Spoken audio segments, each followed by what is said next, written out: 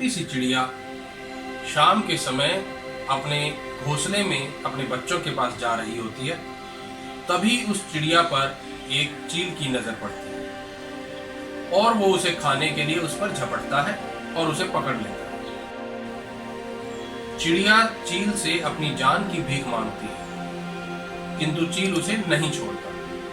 वो बार बार भीख मांगती है, किंतु हर बार चील मना कर देता है और चिड़िया उसे बताती है कि उसके छोटे छोटे बच्चे उसके घोंसले में उसके आने का इंतजार कर रहे हैं।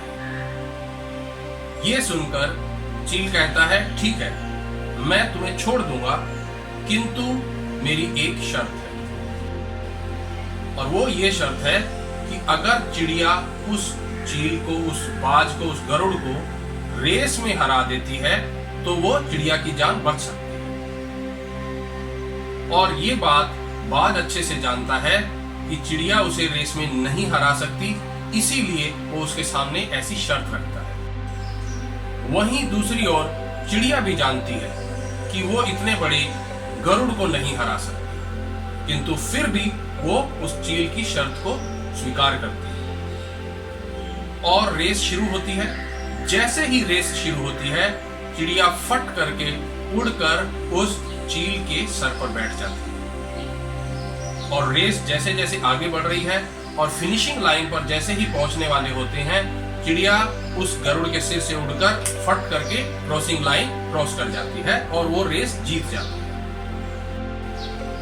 ये सूझबूझ देखकर गरुड़ उससे बहुत खुश होता है और उसकी जान को बख्श देता है। तो ये कहानी हमें बहुत सारी सीख देती है फ्रेंड्स।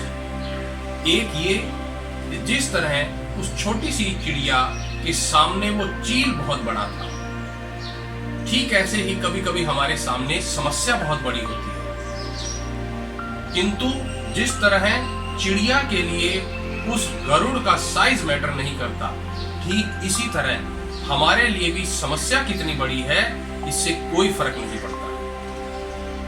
दूसरा, जैसे चिड़िया ने अपनी सूझबूझ के साथ उस गरुड़ के सर पर बैठकर रेस जीती, उस गरुड़ को हराया, ठीक इसी तरह दोस्तों हमें भी अगर किसी समस्या पर जीतना है तो हमें उसके सर पर ही बैठना होगा, तभी हम उसे हरा सकते हैं। हम कभी भी समस्या के नीचे दबकर नहीं जीत सकते।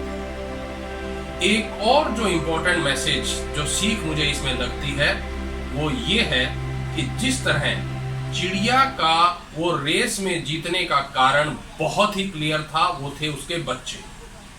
चिड़िया को पता था कि उसे अपने बच्चों के लिए उस रेस को जीतना है, तो उसका चिड़िया का वाय बहुत क्लियर था।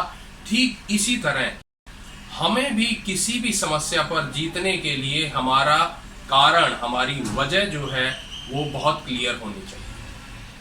अगर हमारी वजह, हमारा कारण या हमारा वाय किसी भी चैलेंज पर जीतने के लिए क्लियर नहीं है, इंपॉर्टेंट नहीं है, वैल्यूएबल नहीं है, तो हम पहले ही हार जाते हैं। बस उस हार का हमें बाद में पता चलता है। किंतु अगर हमारे लिए जीतने का कारण जो है वो बहुत बड़ा है, वो बहुत ही वैल्यूएबल है हमारे लिए, तो फिर हमें नतीजे भी डेफिनेटली अलग ही मिलेंगे।